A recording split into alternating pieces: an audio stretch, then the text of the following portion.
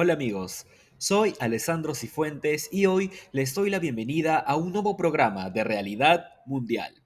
El día de hoy volveré a tocar coyuntura de Estados Unidos, pues analizaré todos los datos que tenemos sobre el atentado que sufrió Trump hace algunas semanas y también analizaré la renuncia de Joe Biden a su candidatura presidencial. El día sábado 13 de julio, Donald Trump se encontraba listo para un mitin en Pensilvania, cuando fue víctima de un intento de magnicidio. Thomas Matthew Crooks, de tan solo 20 años, estuvo a centímetros de acabar con la vida del candidato republicano. ¿Cómo sucedió el atentado contra Donald Trump?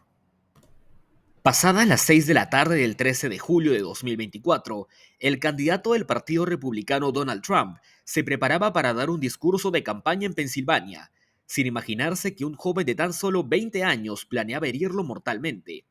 Thomas Matthew Crooks, quien trabajaba como cocinero de un lugar de ancianos, estaba armado con un fusil tipo AR-15 semiautomático y se encontraba fuera de la zona acordonada por el mitin, a unos 200 metros del escenario en donde Trump se alistaba para dirigirse a sus seguidores.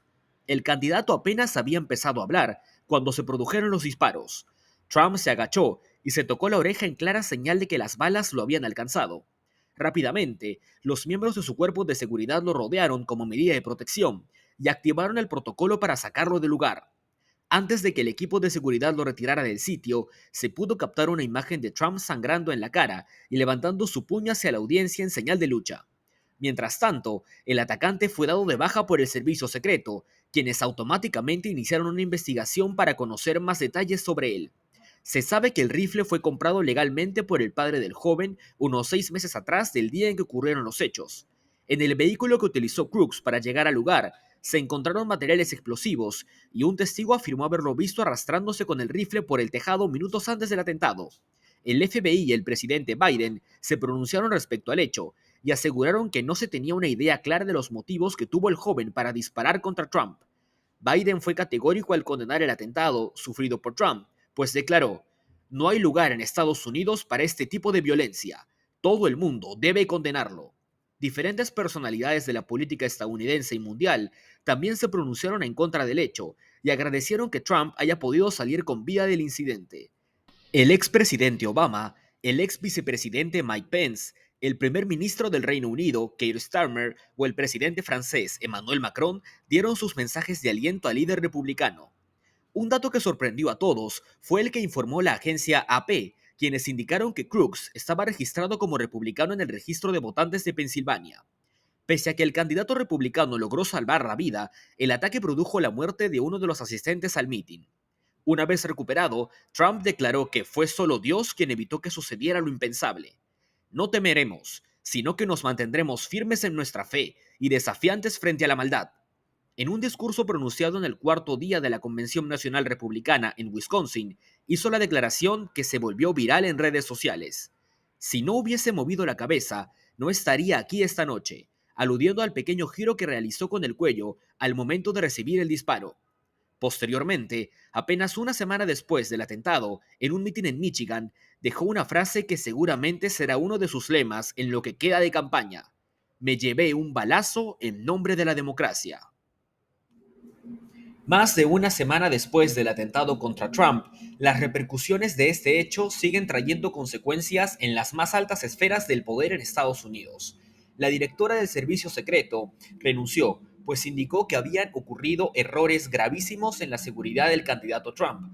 Asimismo, en un hecho también histórico, el presidente Biden renunció a su candidatura para la reelección, a menos de 4 meses de las elecciones. En este contexto, ¿quién asumirá la candidatura por el Partido Demócrata y qué consecuencias podría tener esto en la política de Estados Unidos? El 23 de julio, 10 días después del intento de magnicidio, Kimberly Chittle, la directora del Servicio Secreto, dio una audiencia ante un comité del Congreso y reconoció que este hecho representaba el mayor fallo operativo del Servicio Secreto en décadas. Seguido de estas declaraciones, Chittle presentó su renuncia añadiendo que asumía totalmente la responsabilidad por el fallo de seguridad. Pese a ello, en la audiencia ante los legisladores, se negó a responder algunas preguntas específicas de la investigación. Pese a la renuncia, el servicio secreto continúa siendo el blanco de las críticas y afronta investigaciones de múltiples comités del Congreso y del Departamento de Seguridad Nacional de Estados Unidos. Previo a la renuncia de Chittle, ocurrió otra dimisión que deja a la política estadounidense más que sorprendida. Joe Biden, actual presidente y candidato demócrata para la reelección, abandonó la contienda electoral y dejó a su partido sin un candidato claro para las elecciones de noviembre. A sus 81 años, el mandatario confirmó que no se presentará a una nueva elección y muchos atribuyen esta decisión a numerosos factores, como su avanzada edad, su pobre participación en el debate donde fue arrasado por Trump, y ahora el atentado que evidenció las fallas de seguridad de un gobierno liderado por él. Ahora el panorama de las elecciones estadounidenses de este año cambia radicalmente, pues el Partido Republicano tiene un líder que acaba de sobrevivir a un intento de asesinato y el Partido Demócrata no tiene una figura clara para hacer frente a la oposición. Luego de su renuncia, Biden se apresuró en sugerir a su vicepresidenta Kamala Harris como sucesora en la contienda electoral frente a Trump, pero esto aún no está del todo claro. Las palabras que dio Biden para explicar su renuncia fueron las siguientes: mi intención era la de buscar la reelección, pero creo que lo mejor para mi partido y para el país es que me retire y que me centre únicamente en cumplir mis deberes en el cargo durante el resto de mi mandato. Seguido de ello, mencionó algunos de sus logros como presidente, destacando que mantuvo la economía estadounidense como la más fuerte del mundo, que logró disminuir el precio de los medicamentos o que promulgó la primera ley de control de armas en 30 años. Asimismo, señaló un avance social en el nombramiento de Ketanji Brown, la primera jueza afroamericana en 235 años de historia del Tribunal Supremo. En un contexto donde todas las encuestas dan como claro ganador a Trump, el ahora ex candidato demócrata dejó un mensaje que no deja dudas sobre su apoyo a su vicepresidente. Hoy quiero ofrecer todo mi apoyo y respaldo para que Kamala sea la candidata de nuestro partido este año. Demócratas, es hora de unirse y vencer a Trump. Hagámoslo. Sobre Harris, es preciso señalar que no goza de la mayor popularidad en su país, puesto que el 51% de los estadounidenses desaprueba su gestión como vicepresidenta. Una vez Biden hiciera el anuncio, la demócrata manifestó que se sentía honrada de recibir el apoyo del presidente y que pretende ganarse la candidatura. El proceso para definir al contendiente de Trump es complejo y el Partido Demócrata aún no se pronuncia al respecto, pero todo indica que los aspirantes a candidatos deberán hacer campaña entre casi 5.000 delegados, quienes votarán posiblemente en la Convención Nacional Demócrata en Chicago, a mediados de agosto de este año. Algunos nombres que podían paliar la candidatura con Kamala Harris son los de la gobernadora de Michigan, Gretchen Whitmer, el gobernador de California, Gavin Newsom, el gobernador de Pensilvania, Josh Shapiro, o incluso se llegó a barajar el nombre de la ex primera dama Michelle Obama como la única con opciones reales de vencer a Trump en una contienda electoral. Así, el Partido Demócrata sufre una fuerte inestabilidad de cara a las próximas elecciones presidenciales, y Donald Trump, pese a haber recibido un disparo en la cabeza, sonríe confiado en convertirse, por segunda vez, en presidente de Estados Unidos. La historia de Estados Unidos está desafortunadamente llena de intentos de asesinato contra presidentes y líderes políticos. Ante el contexto del atentado sufrido por Trump, repasemos dos de los casos de magnicidio más famosos del país norteamericano, los casos de Abraham Lincoln y John Kennedy. Abraham Lincoln se convirtió en presidente de Estados Unidos el 4 de marzo de 1861. Algunos hechos destacados de su gobierno fueron la abolición de la esclavitud, el fortalecimiento del gobierno federal y la modernización de la economía. Sin embargo, el gobierno de Lincoln entró en la historia debido a la Guerra de Secesión que duró de 1861 hasta 1865. El punto central de la guerra fue el debate entre el norte y el sur sobre la esclavitud. Lincoln defendía al bando del norte, quienes estaban a favor de abolir la esclavitud. A comienzos de 1865 se vislumbraba que el sur perdería el conflicto, y los integrantes de este bando buscaban negociar la liberación de prisioneros de guerra retenidos en el norte, y para aumentar la presión en sus exigencias, decidieron armar un plan para secuestrar al presidente Lincoln el día 20 de marzo. John Wilkes Booth, un joven actor y líder del lado del sur, lideraba el complot contra el mandatario.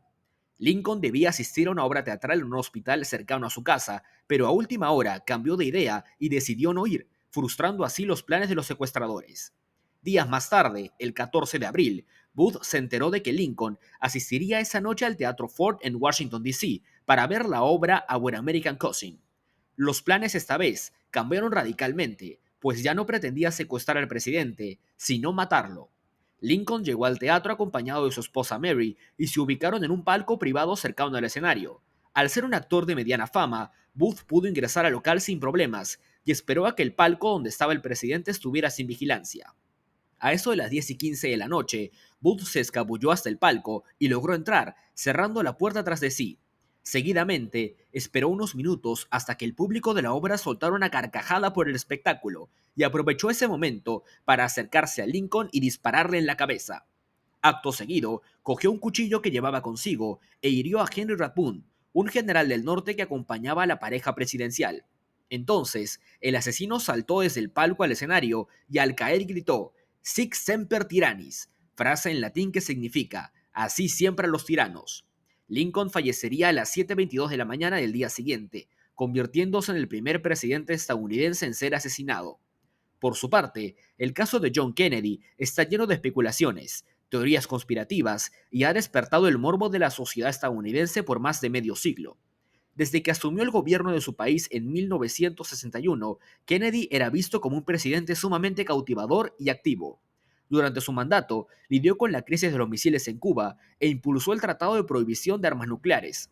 El 22 de noviembre de 1963, día de su fallecimiento, JFK transitaba por las calles de Dallas en el inicio de una gira que estaba realizando para buscar la reelección presidencial al año siguiente.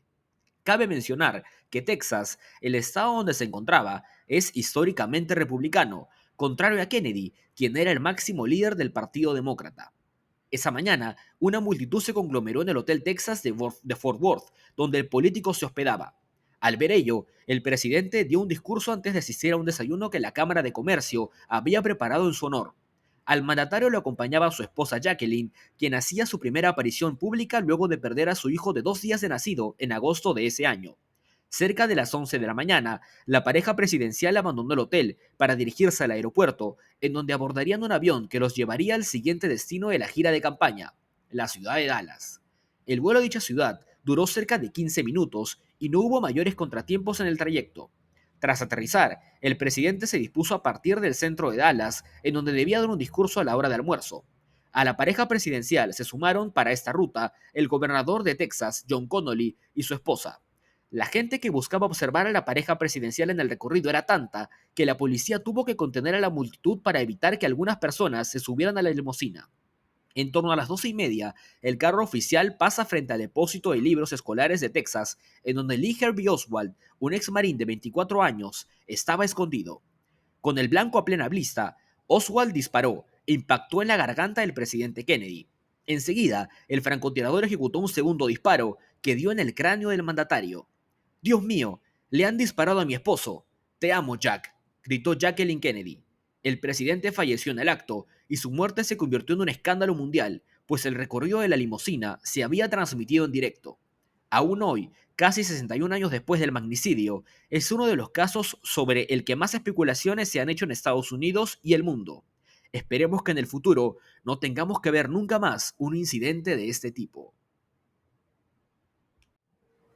En lo que queda del año hasta noviembre, estaremos atentos a ver quién asumirá la candidatura del Partido Demócrata para conocer al rival de Trump en estas elecciones, que seguramente seguirán dando mucho de qué hablar. Con esto terminamos el video del día de hoy. Gracias por llegar hasta este punto. Agradecería mucho que dejen una suscripción y un like si es que les gustó el video. Ya saben también que me pueden seguir en mi red social de Instagram, donde me encuentran como Piero-Alessandro con doble S-Cifuentes. Gracias por estar hasta aquí. Yo soy Alessandro Cifuentes y esto fue Realidad Mundial.